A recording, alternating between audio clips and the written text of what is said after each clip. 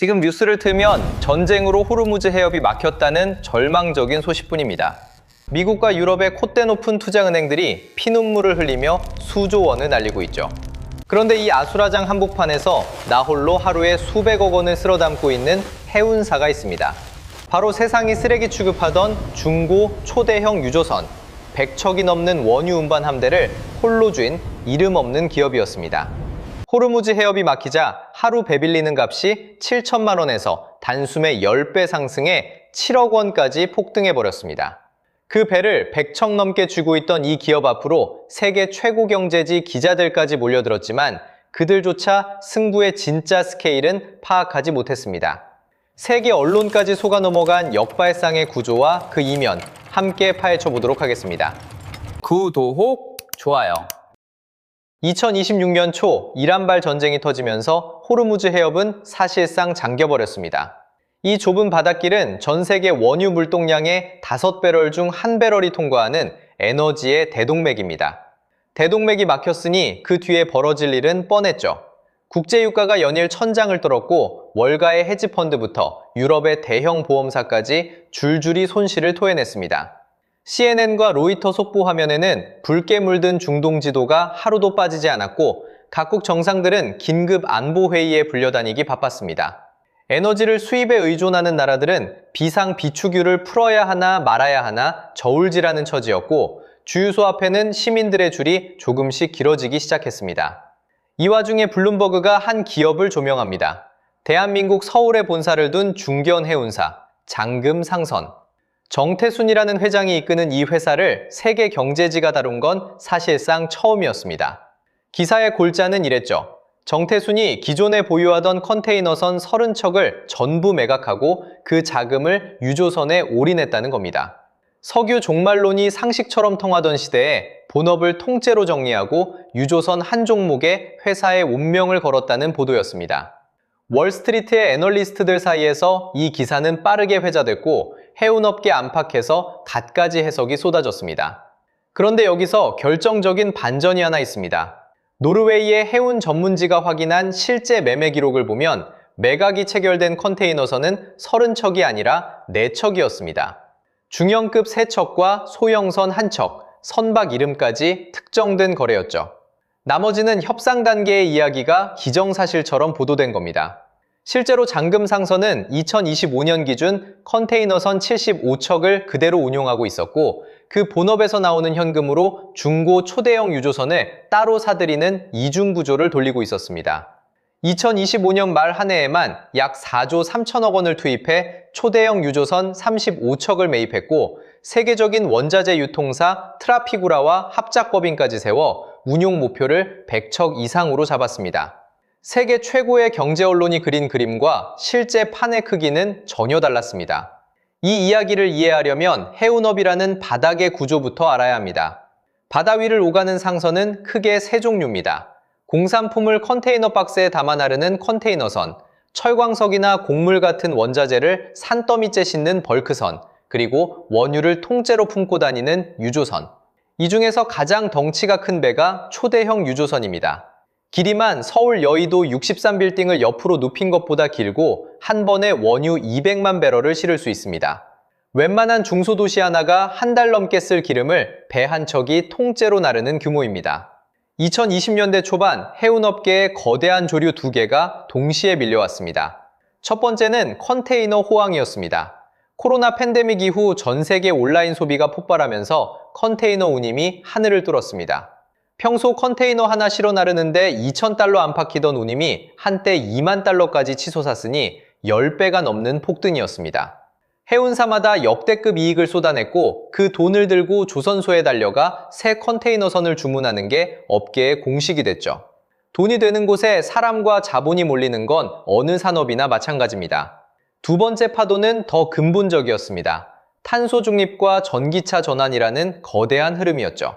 세계 각국 정부가 내연기관 퇴출 시점을 못 받기 시작했고 글로벌 투자 시장에서는 화석연료 관련 자산을 포트폴리오에서 빼는 게 하나의 상식이 됐습니다. 대형 연기금과 자산운용사들이 앞다투어 석유 관련 투자를 줄이겠다고 선언했고 이 흐름은 해운업에도 고스란히 전해졌습니다. 석유를 실어 나르는 유조선은 사양산업의 대표적인 상징처럼 취급받기 시작했죠.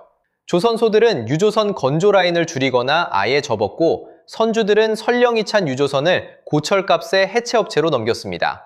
새 유조선을 짓겠다는 조선소도 돈을 내고 사겠다는 선주도 급격히 사라진 겁니다. 그 결과가 숫자로 선명하게 드러났습니다.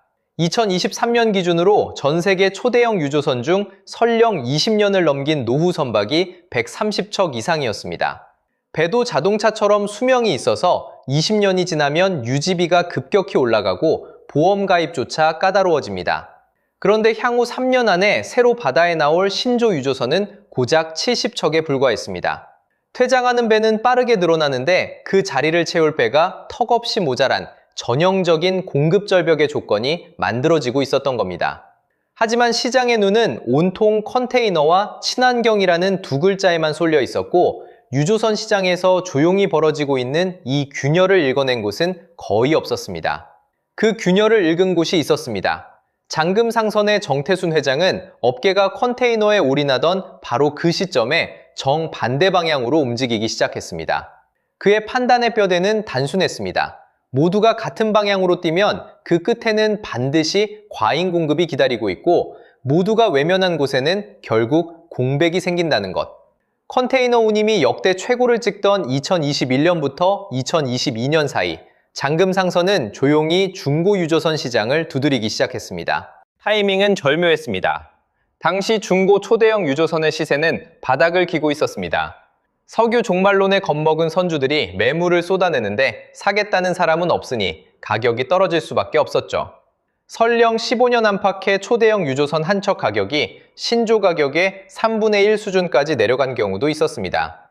서울 부동산에 비유하자면 강남 핵심 입지의 대형 평수가 전세가 아래로 내려앉은 것과 비슷한 상황이었습니다. 장금상선은 이 가격대를 놓치지 않았습니다. 한두 척씩 조심스럽게 사들이는 게 아니라 수십 척 단위로 매입을 진행했습니다. 2025년 말에는 한 해에만 약 4조 3천억 원을 투입해 초대형 유조선 35척을 한꺼번에 사들였습니다. 임직원 수천 명 규모 해운사가 조 단위의 베팅을 감행한 겁니다. 상장된 대기업이었다면 이사회에서 쉽게 통과시키기 어려웠을 규모입니다. 이쯤에서 한 가지 의문이 생깁니다. 그 돈은 대체 어디서 났을까? 답은 본업인 컨테이너 사업에 있었습니다. 앞서 말했듯 코로나 이후 컨테이너 운임이 폭등하면서 장금상선도 막대한 현금을 축적했습니다. 2024년 기준 장금상선의 매출은 약 2조 원, 영업이익은 2,900억 원에 달했습니다. 이 돈이 유조선 매입의 실탄이 된 겁니다. 그리고 이 결정이 가능했던 데에는 구조적 배경이 하나 더 있습니다. 장금상선은 비상장 회사입니다. 주식시장에 올라가 있지 않으니 분기마다 실적을 공개할 의무가 없고, 주가 등락에 민감한 외부 주주의 눈치를 볼 필요도 없었습니다. 만약 상장사였다면 이야기가 완전히 달라졌을 겁니다.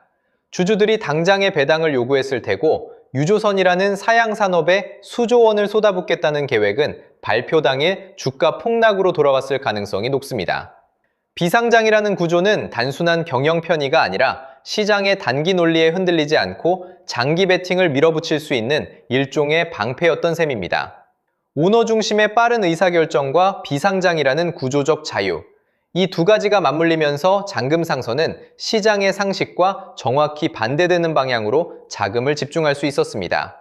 장금상선의 전략은 한마디로 양손잡이였습니다. 오른손으로는 기존의 컨테이너 사업을 그대로 굴리면서 꾸준히 현금을 뽑아내고, 왼손으로는 그 현금을 유조선 매입에 집중적으로 쏟아붓는 구조. 업계에서는 이걸 양극단에 동시에 베팅하는 방식이라는 뜻에서 바벨 전략이라고 부릅니다.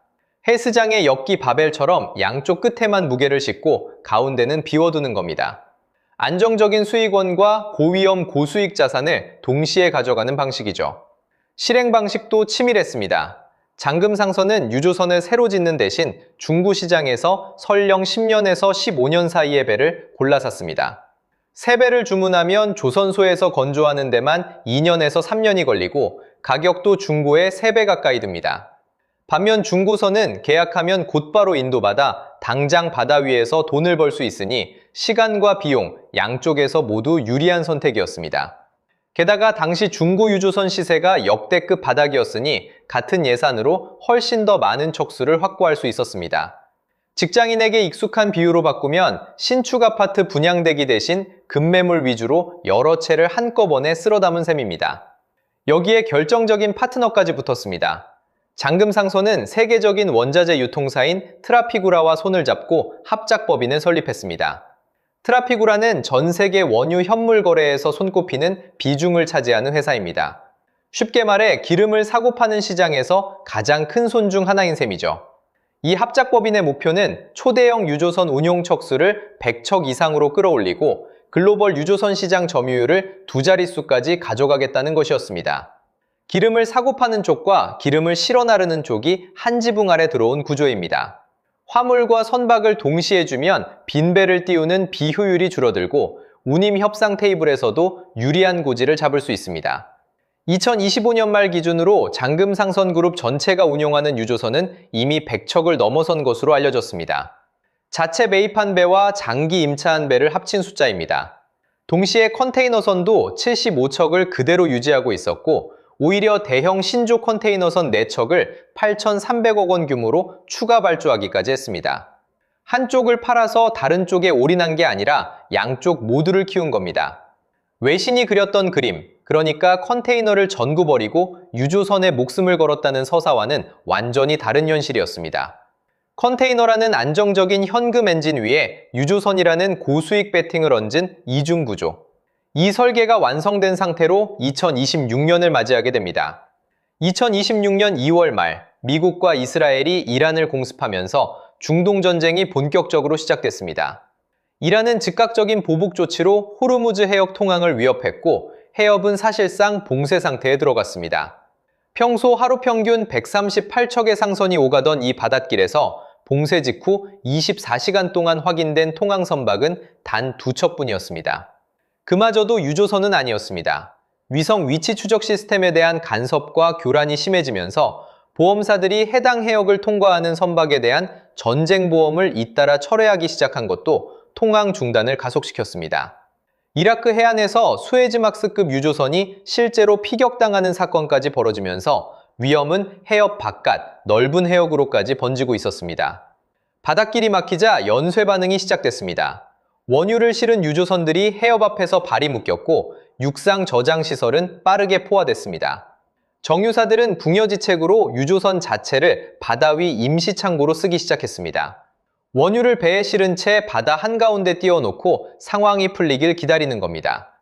운송용이던 유조선이 하루아침에 저장용까지 겸하게 되면서 실제로 기름을 실어 나를 수 있는 배는 더욱 줄어들었습니다. 수요는 폭발하는데 공급은 바닥을 치는 상황. 유조선 임대료가 치솟을 수밖에 없는 구조가 완성된 겁니다. 숫자로 보면 이렇습니다. 전쟁 직전까지 초대형 유조선의 하루 임대료는 5만 달러 안팎, 하나로 약 7천만 원 수준이었습니다. 봉쇄 이후 이 값이 10배 넘게 뛰어 하루 50만 달러, 한화 약 7억 5천만 원까지 폭등했습니다. 실제 거래 중 가장 높은 기록은 하루 75만 8천 달러, 한화로 11억 원이 넘는 금액이었습니다. 배 한 척을 하루 바다에 띄워놓기만 해도 웬만한 직장인 연봉의 15배가 꽂히는 셈입니다. 장금상선은 이 시점에 초대형 유조선 118척을 운용하고 있었습니다. 전 세계 초대형 유조선 약 880척 가운데 13%에 해당합니다.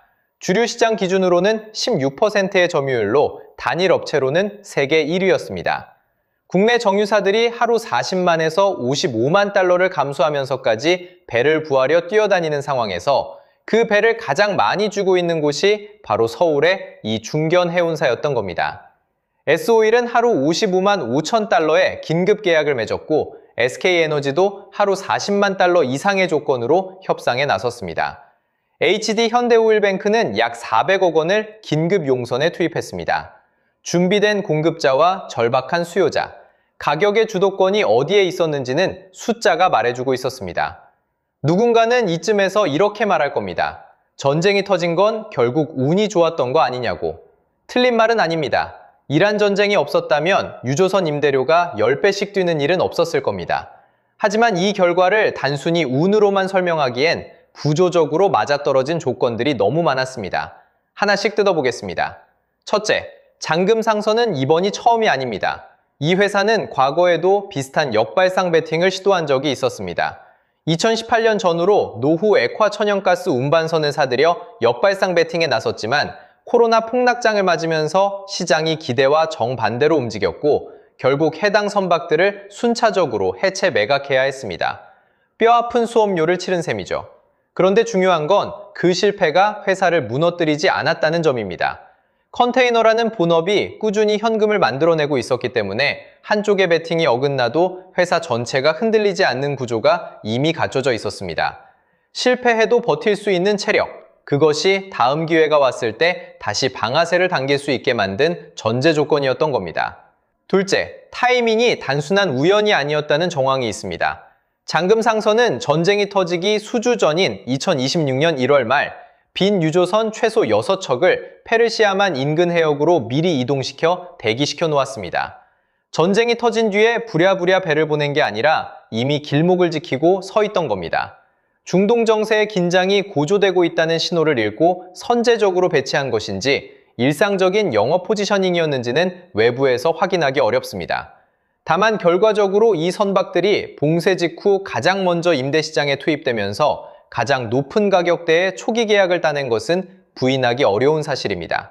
셋째, 투자금의 회수 속도가 이 구조의 효율성을 말해줍니다. 블룸버그는 현재 임대료 수준이 유지될 경우 잔금 상선이 척당 약 8,800만 달러에 사들인 유조선의 매입 비용을 불과 6개월 만에 전액 회수할 수 있을 것이라고 분석했습니다. 한화로 약 1,300억 원짜리 배를 사서 반년이면 본전을 뽑는다는 계산입니다. 물론 이 숫자는 현재의 비정상적인 운임이 계속 유지된다는 전제 아래의 추정치입니다. 전쟁이 끝나거나 해협이 열리면 임대료는 다시 떨어질 수밖에 없겠죠.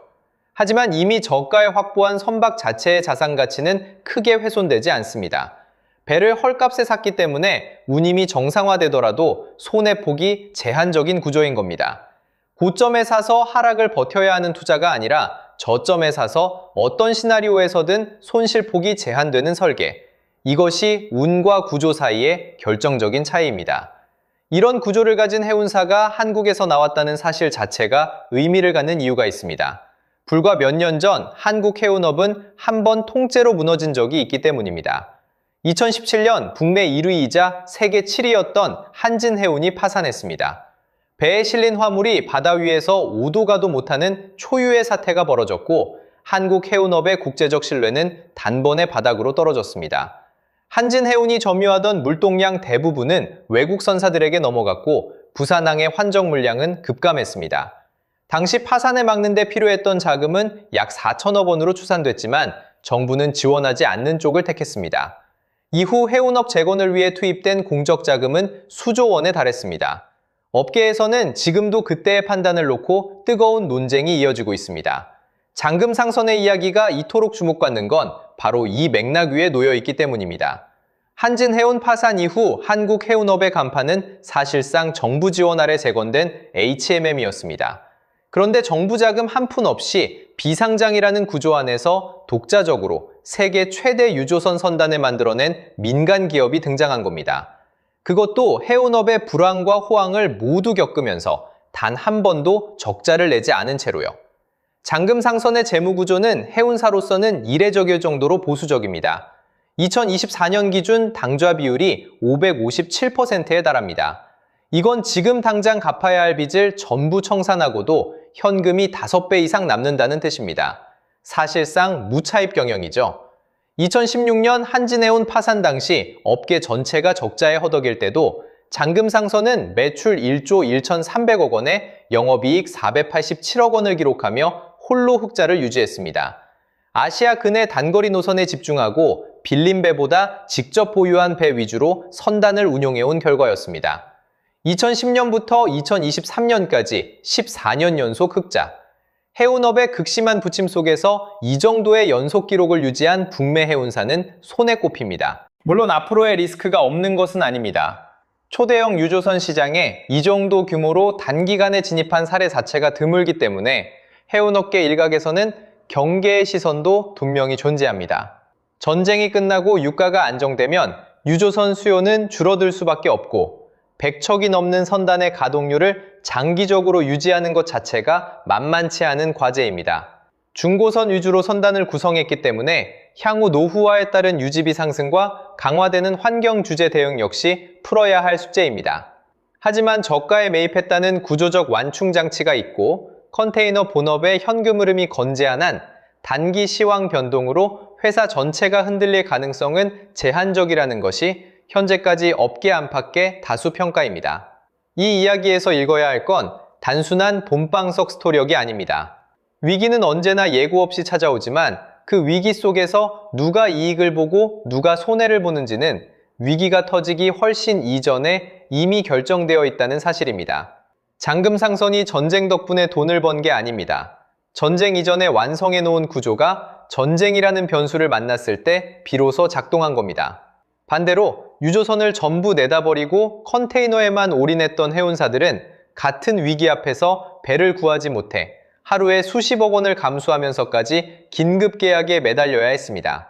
같은 바다, 같은 전쟁, 그러나 완전히 다른 결과.